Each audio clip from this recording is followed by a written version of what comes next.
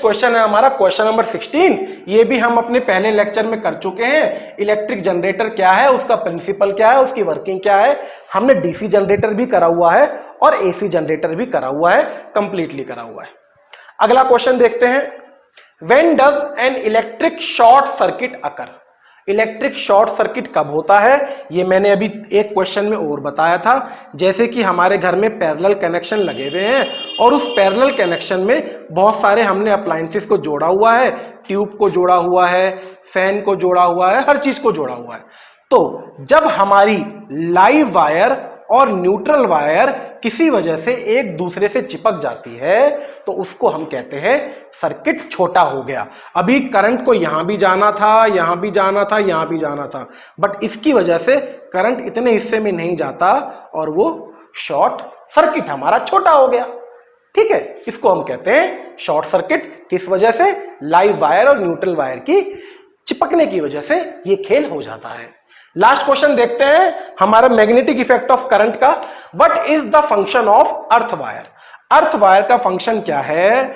Earth wire का function ये है कि हमें शॉक लगने से बचाना। ठीक है, जो ह्यूमन बींग्स हैं, जो कोई अप्लायंस यूज कर रहा है, उसको उसकी बॉडी टच करने पे कोई शॉक ना लगे, इसलिए हम अर्थ वायर यूज करते हैं। फिर बताते हैं, ये अभी हमने डोमेस्टिक सर्किट में भी पढ़ा था। ठीक है, ये हमारा कूलर है और उसके अंदर हमारी एक फेस वायर जा रही है और ये हमारी न्यूट्रल वायर जा रही है।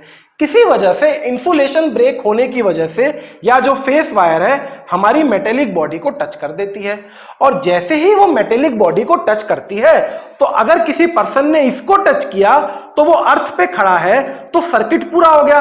करंट यहां से शुरू हुआ और यहां तक चला गया, तो इस पर्सन को यहां पे जो अर्थ के ऊपर खड़ा है उसको करंट लगता है।